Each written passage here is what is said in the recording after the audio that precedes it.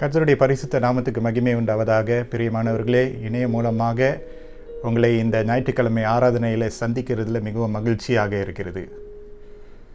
சங்கீதம் 139 சங்கீதக்காரர் சொல்லுகிறார், 23ஆம் வசனம் 24ஆம் வசனம், தேவனே, என்னை ஆராய்ந்து என் இருதயத்தை அறிந்து கொள்ளும், என்னை சோதித்து என் சிந்தனைகளை அறிந்து கொள்ளும். வேதனை உண்டாக்கும் வழி என்னிடத்தில் உண்டோ என்று பார்த்து நித்திய வழியிலே என்னை நடத்தும். இந்த காலை நேரத்தில் இந்த பிப்ரவரி மாதத்தினுடைய முதலாவது ஞாயிற்றுக்கிழமையிலே கர்த்தர் நம்மளை கொண்டு வந்து சேர்த்திருக்கிறார். நாம் இருக்கிற இடங்களிலே ஆண்டவருடைய சமூகத்தில் தாழ்த்தி வருவோமாக. பிரியமானவர்களே, நாம் பிதாவின் பிரசன்னத்தில் தேவ குடும்பமாக இணைந்து வந்திருக்கிறோம்.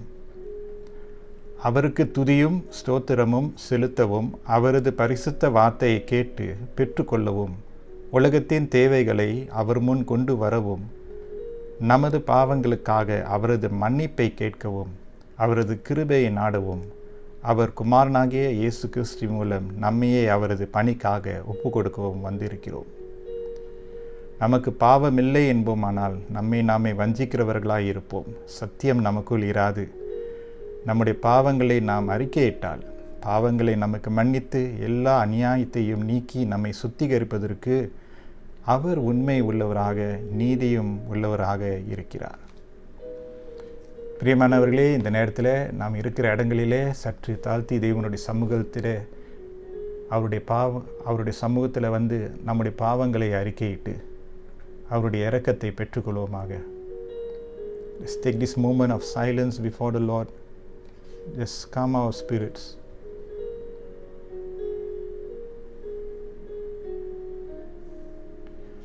இந்த ஜெபத்தை நான் ஏறெடுக்கும்போது உங்களுடைய இருதயத்திலே நீங்கள் ஆண்டவரை தேடி அவர் அண்டையிலே நெருங்குமாறு கேட்டுக்கொள்கிறேன்.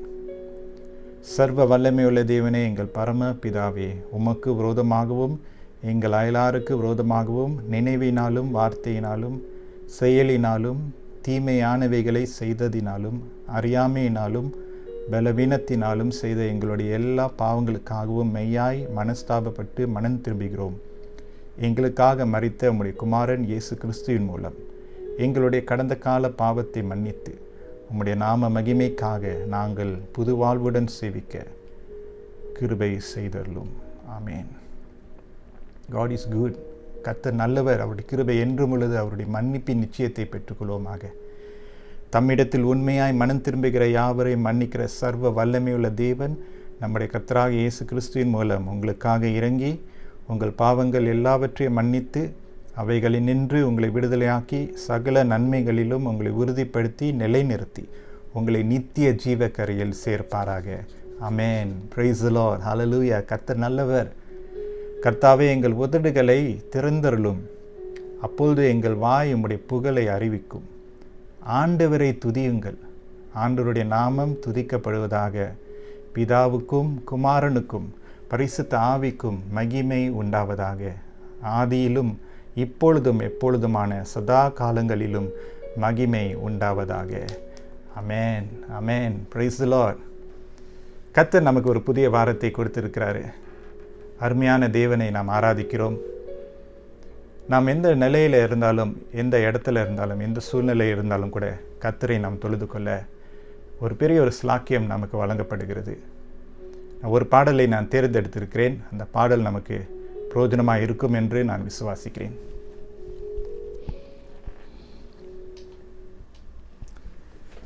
எந்தன் உள்ளம் தங்கும் இயேசு நாயகா. என்னோடு கூட பாடலை பாடும்போது கர்த்தரோடு நாம் நெருங்கிக் கொள்வோம். எந்தன் உள்ளம் தங்கும் இயேசு நாயகா, உந்தன் வீடாய் கொள்ளும் இயேசு நாயகா, இயேசு நாயகா, இயேசு நாயகா, உந்தன் வீடாய்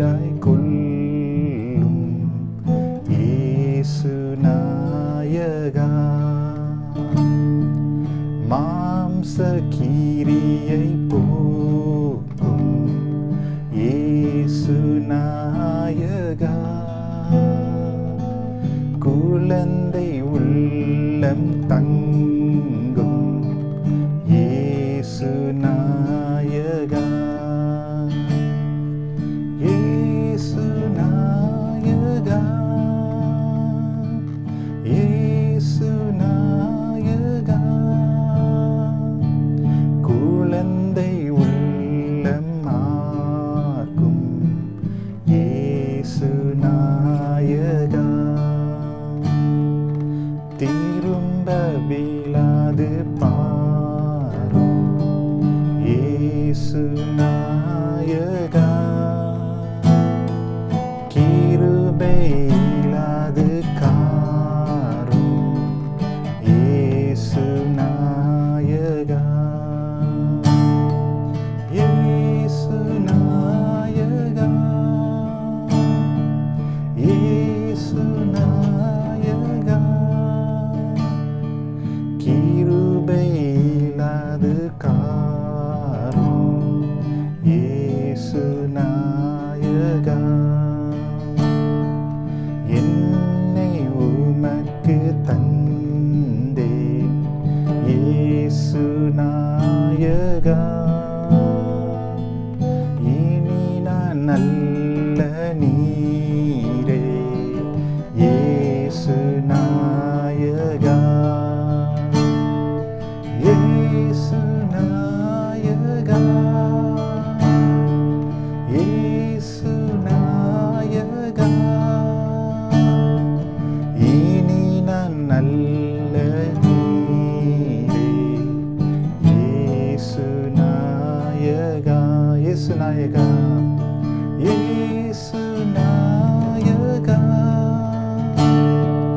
இயேசு நாயகா, இனி நான் நல்ல நீரே இயேசு நாயகா.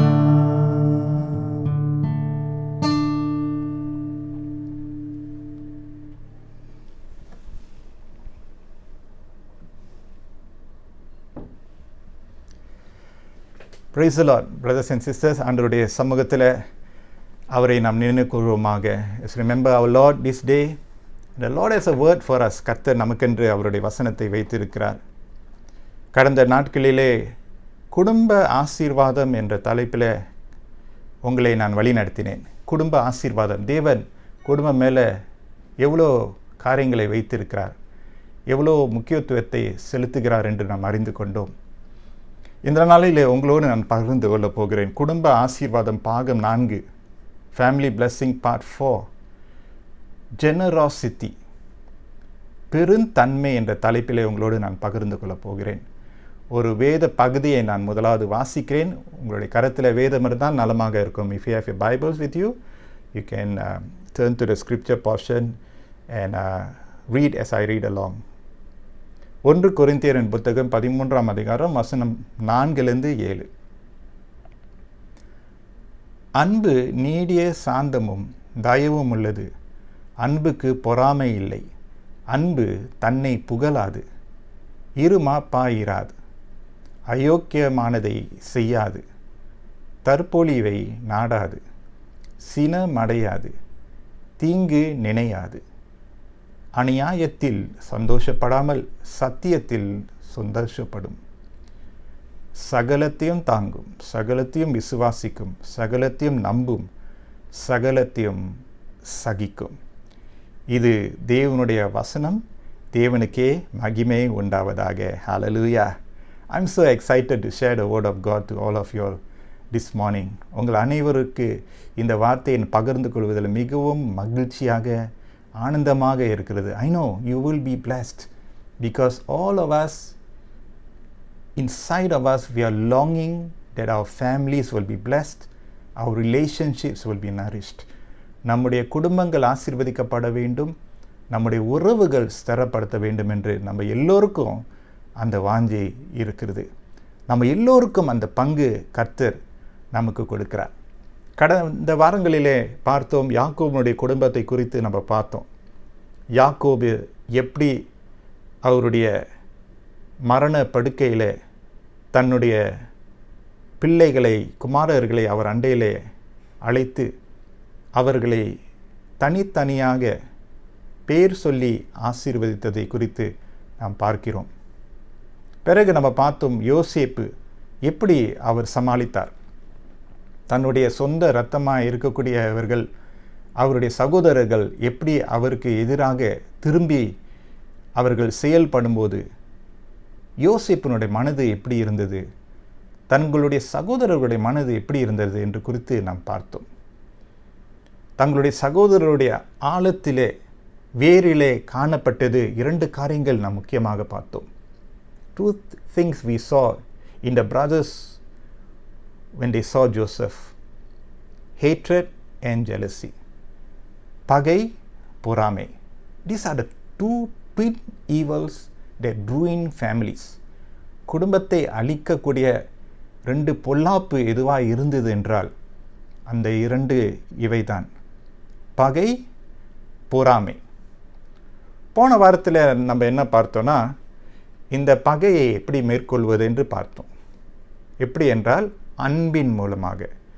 Last week we learned how to overturn hatred with love. இன்றைக்கு நம்ம என்ன பார்க்க போகிறோன்னா, பொறாமையை எப்படி மேற்கொள்வது.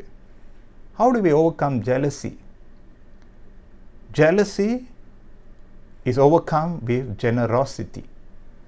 இந்த பொறாமையை எப்படி நாம் மேற்கொள்ள வேண்டும் என்றால் பெருந்தன்மையிலே அதன் மூலமாக நாம் மேற்கொள்ள வேண்டும் என்று நம்ம பார்க்கிறோம்.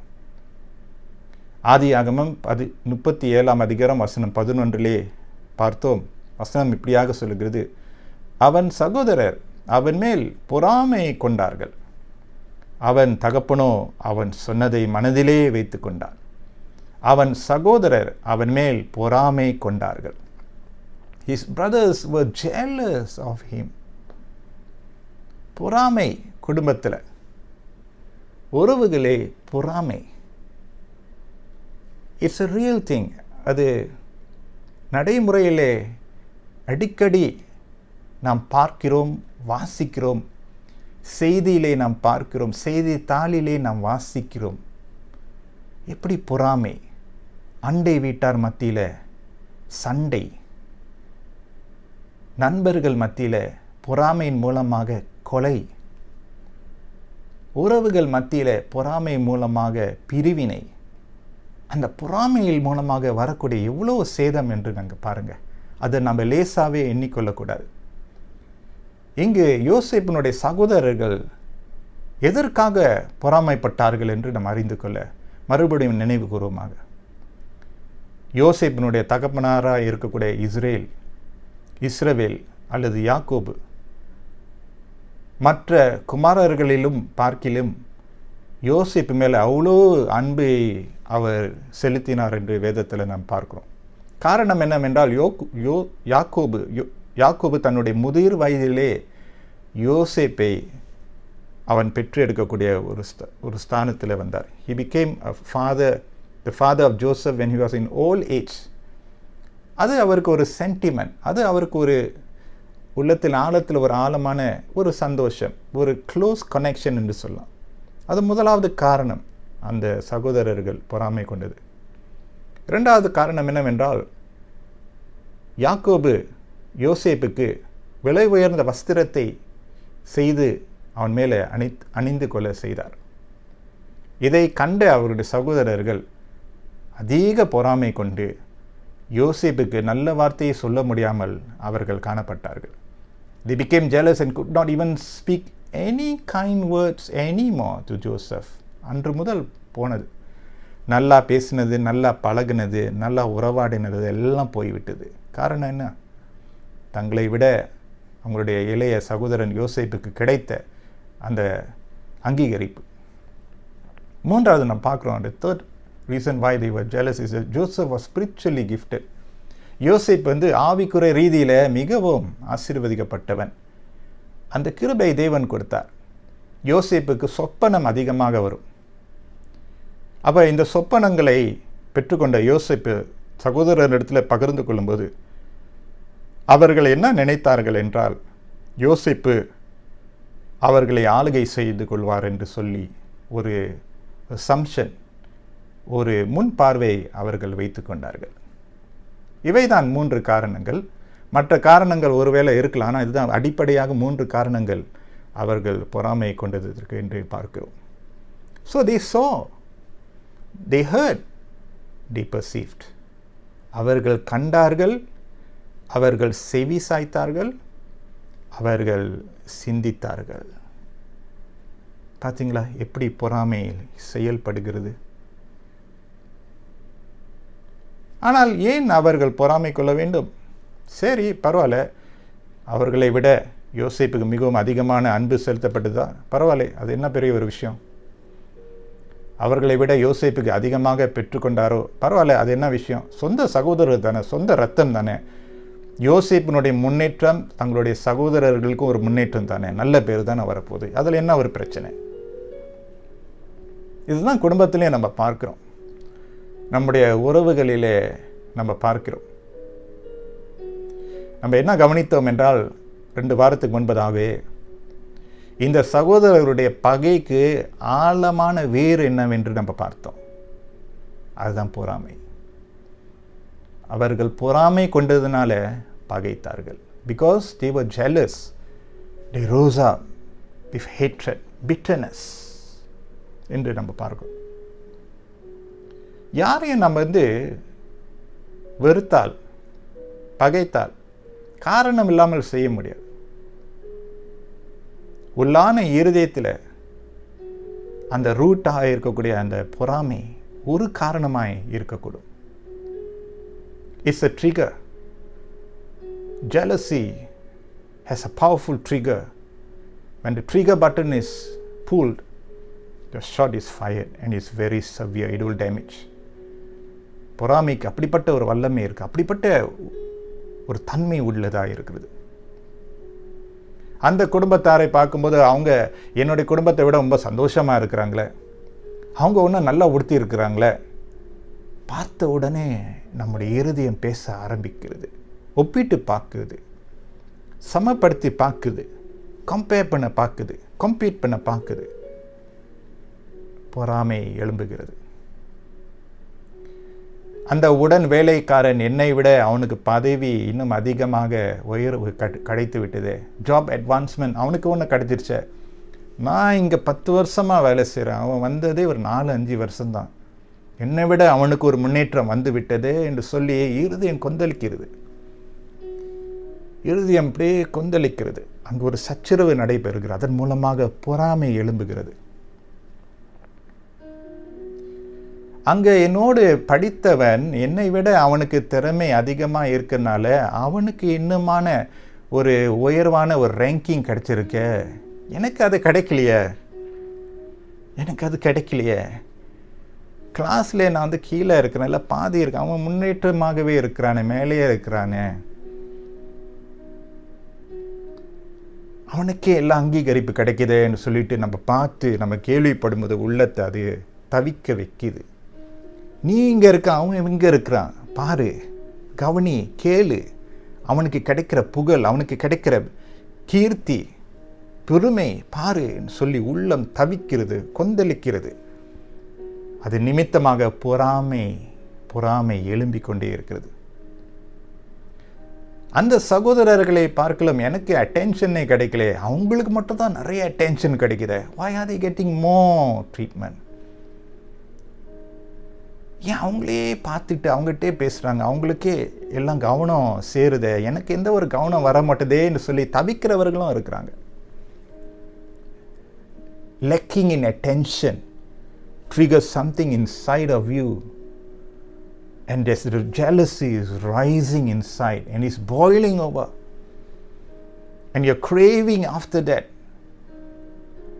அந்த பொறாமை உங்களை அப்படியாக பிடித்து கொண்டே இருக்கிறது. So Joseph's brother were like that. They saw, they heard, they perceived. அவர்கள் கண்டார்கள், அவர்கள் செவி சாய்த்தார்கள், அவர்கள் சிந்திக்க ஆரம்பிக்கிறார்கள். Our sight, our hearing, our perception is important. அவன்னு சொல்கிற விட my sight, my hearing, my perception is important. Brothers and sisters, I'm going to read for you some scriptures. சில வசனங்களை நான் உங்களோடு உங்களுக்காக வாசிக்க போகிறேன். நீதிமொழிகளின் புத்தகம் 14ஆம் அதிகாரம் வசனம் 30 பாருங்களேன். Proverbs 14 verse 30. If you have your Bibles with you, you can flip along with me. A heart at peace gives life to the body, but envy rots the bones. சொஸ்த மனம் உடலுக்கு ஜீவன். ஹல்லேலூயா, ஜீவன். பொறாமையோ எலும்புருக்கி, பொறாமையோ எலும்புருக்கி. சொஸ்த மனம் உடலுக்கு ஜீவன். A heart of peace gives life to the body. அந்த ஹார்ட்டை குறித்து வேதம் சொல்லுது பார்த்தீங்களா? The heart is important when we deal with jealousy in our life. Yes, the heart plays a very crucial part. இருதயமானது ஒரு பெரிய ஒரு பங்கை பெற்றுக்கொண்டிருக்கிறது என்று நாம் அறிந்து கொள்ள வேண்டும் அன்பானவர்களே. So when I talk about jealousy with generosity, dealing with jealousy with generosity, overcoming jealousy with generosity என்று சொல்லும்போது I'm talking about the generosity of the heart. என்ன நான் சொல்கிறேன்னா என்றால் பெருந்தன்மை, இருதயத்தின் பெருந்தன்மை. அழகான ஒரு வார்த்தையில் பெருந்தன்மை, ஜெனராசிட்டி, பகிர்ந்து கொள்ளக்கூடிய ஒரு மனப்பான்மை. The heart is so important. ஆகவே இந்த இருதயத்தின் மூலமாக பெருந்தன்மை வர வேண்டும். இருதயத்தின் மூலமாக தாராள மனசு வர வேண்டும். முடியுமா? முடியும். ஹல்லேலூயா. மாற்றி அமைக்க தேவன் வல்லவராக இருக்கிறார். எரேமியா 17ஆம் அதிகாரம் வசனம் 9-10 என்ன சொல்லுகிறது? எல்லாவற்றை பார்க்கிலும் இருதயமே திருக்குள்ளதும் மகா கேடுள்ளதுமாய் இருக்கிறது, அதை அறியத்தக்கவன் யார்? கர்த்தராகிய நானே ஒவ்வொருவனுக்கும் அவனவன் வழிகளுக்கும் செய்கைகளின் பலன்களுக்கும் தக்கதை கொடுக்கும்படிக்கு இருதயத்தை ஆராய்கிறவரும் உள்ளிந்திரியங்களை சோதிக்கிறவருமாயிருக்கிறேன். The heart is deceitful above all things and beyond cure. Who can understand? Who can understand it? I, the Lord, search the heart and examine the mind to reward a man according to his conduct, according to what his deeds deserve. Hallelujah. Friends, underline this verse, very important. Jeremiah 17:9 and 10. God is interested in the conduct of our hearts. நம்முடைய இருதயத்தின் செயல்களை ஆண்டவர் அதிகமான அக்கறையுள்ளவராக கவனித்து கொண்டிருக்கிறார். Conduct is not a bad word, it's a good word. Conduct. பள்ளிக்கூடத்தில் படிக்கிறவங்களை நீங்கள் பார்த்தீங்கன்னா அந்த ரீபார்ட் புக்கில் கீழே பார்ப்பீங்க கான்டாக்ட்.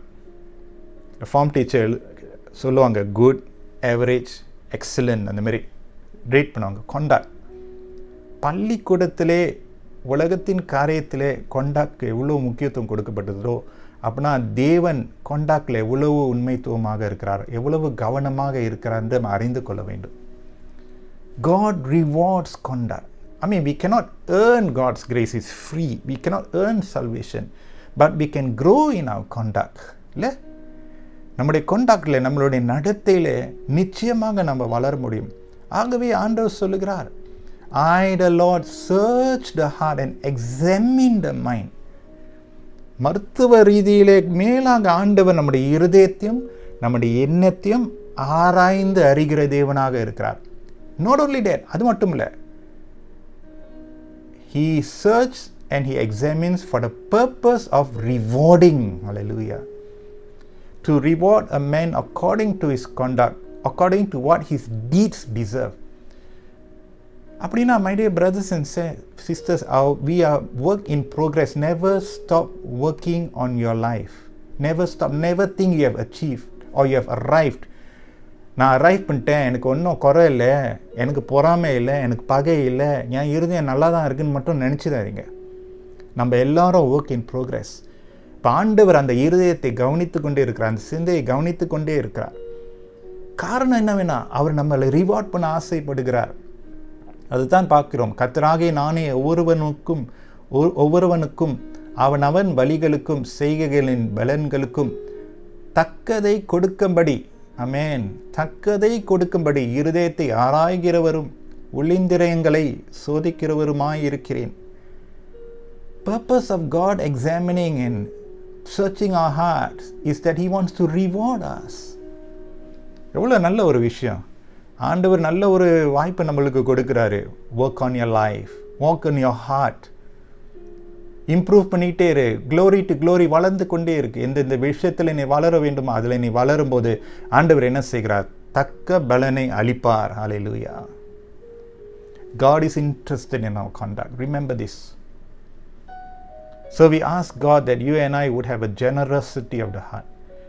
இருதயத்தின் பெருந்தன்மை எனக்கு வேண்டுமே என்று சொல்லி ஆண்டவரிடத்தில் நம்ம விண்ணப்பம் சொல்லணும். ஆண்டவரே, அந்த இருதயம் பெருந்தன்மையினால் நிரப்ப வேண்டுமே, பொறாமையினால் அல்ல, பெருந்தன்மையினால் நிரப்ப வேண்டுமே. பொறாமையின் ஆவியிலே நான் சிக்கி கொள்ளாதபடி பெருந்தன்மையினால் நான் நிரப்பப்பட வேண்டுமே என்று சொல்லி அந்த வாஞ்சையிலே நம்ம ஆண்டவர் நம்மளை ஆராய்ந்து பார்க்க, சிந்தை ஆராய்ந்து பார்க்க ஒப்பு கொடுக்க வேண்டும். Nobody is exempt. The most spiritual person, he is also vulnerable. Every one of you hearing the word of God, அந்த seed of jealousy உங்கள் உள்ளத்தில் இருந்தது என்றால் ஆண்டவரை பிடித்து எடுக்க கர்த்தர் பலனாக இருக்கிறார். ஆனால் நீங்கள் விட்டு கொடுக்கும்போது கர்த்தர் அதை செய்வார். ஆராய்ந்து பார்த்து கொண்டே இருக்கிறார். ஹல்லேலூயா. தேவனுடைய இருதயத்தை தேடுகிற ஒரு மனுஷன் அவன் எப்படி ஜெபித்தான் தெரியுமா? இந்த ஆராதனைக்கு முன்பதாக நான் வாசித்த வசனம்தான் 139வது சங்கீதம் 23, 24. தேவனே, என்னை ஆராய்ந்து என் இருதயத்தை அறிந்து கொள்ளும், என்னை சோதித்து என் சிந்தனைகளை அறிந்து கொள்ளும், வேதனை உண்டாக்கும் வழி என்னிடத்தில் உண்டோ என்று பார்த்து நித்திய வழியிலே என்னை நடத்தும். It's a lovely prayer of David, the man after God's heart. What did he pray? Search me, O God, and know my heart. Test me and know my anxious thoughts.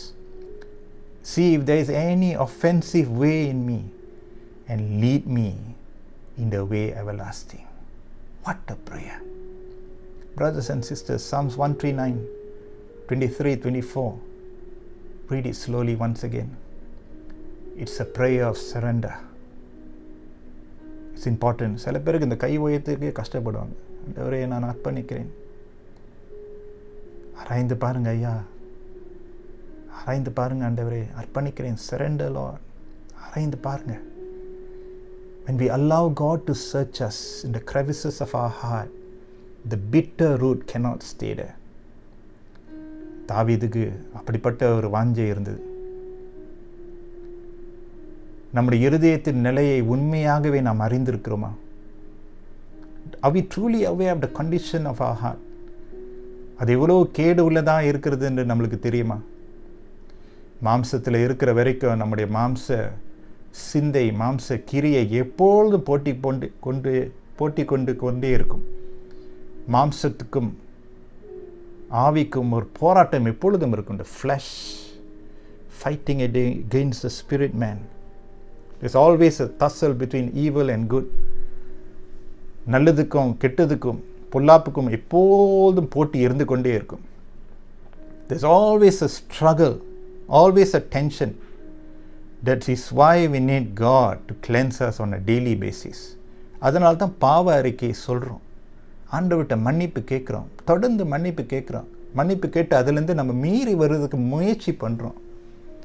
சிலர் இது அசட்டையாக எண்ணிக்கொள்கிறார்கள். எனக்கு தான் ஒன்றும் இல்லையே, நான் பாவத்தை ஒரு தடவை அறிக்கையிட்டுட்டேன், அதோடு போச்சு. இல்லை, எவ்வளோ தடவை நம்ம பாவம் செய்து கொண்டு இருக்கோம். எவ்வளோ தடவை சிந்தையில் கூட பாவம் செய்கிறோம், வார்த்தையில், செய்கையில். கர்த்தர் அண்டையில் நம்முடைய இருதயத்தை நம்ம ஒப்பு கொடுத்து அவர் நம்மளை ஆராய்ந்து பார்ப்பதற்கு இடம் கொடுக்கும்போது கர்த்தர் உட்பிரவேசித்து ஏற்ற பலனை கட்டளையிடுவார். தடைகள் எல்லாம் நீக்கிவிட ஆண்டவர் வல்லமை உள்ளவராக இருக்கிறார். ஹல்லேலூயா. It is the sick who need the doctor. சுகம் இல்லாதவனுக்கு மருத்துவன் தேவை. God has come through Jesus Christ to call the unrighteous to Him. Hallelujah. If you think you are healthy, watch out. I'm okay ன்னு நீங்கள் நினைக்கிறீங்க, watch out பண்ணீங்க. ஆண்டவரே, இன்னும் சில இடங்களில் எனக்கு உயிர்ப்பித்தல் வேணுமே, மனுரூபம் வேணுமே, எழுப்புதல் வேணும்னு சொல்கிறவங்களுக்கு கர்த்தர் இன்னுமாக கிரியை செய்வார். இன்னொரு வசனத்தை பாருங்கள், மார்க் 7 அதிகாரம் 21, 22.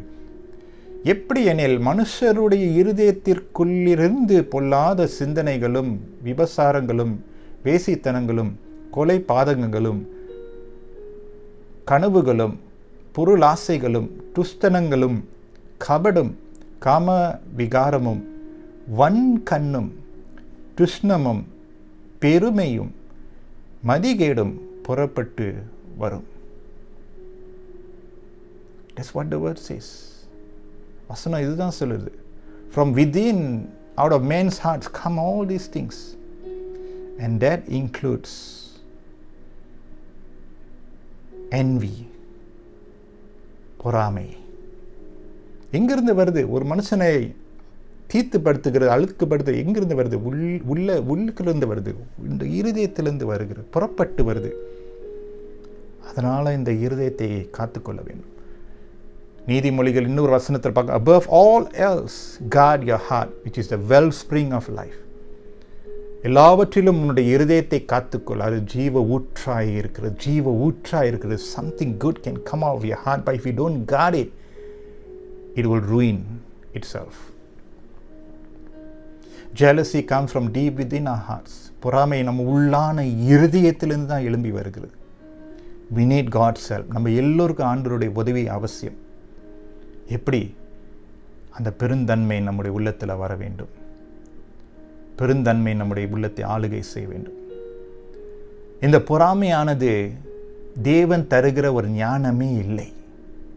It's never wisdom from God. I tell you where you find that.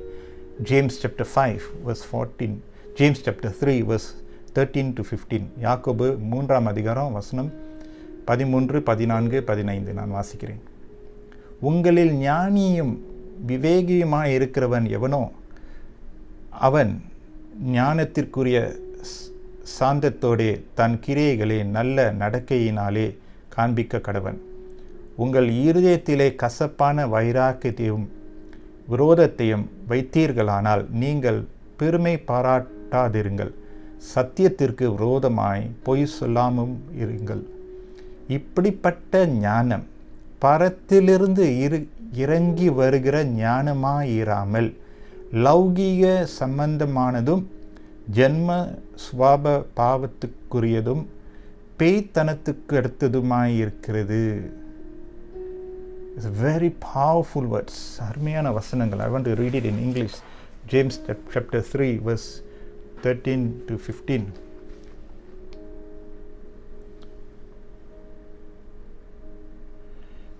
This is what the word says.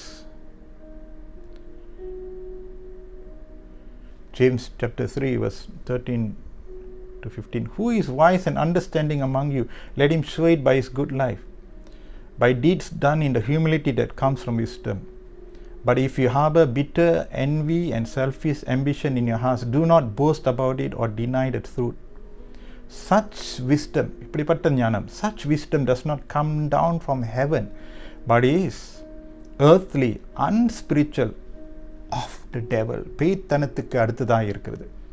For where you have envy and selfish ambition, there you will find disorder and every evil practice. அதுக்கு அடுத்த வசனம் இன்னும் பயங்கரமாக நல்லா இருக்கும்.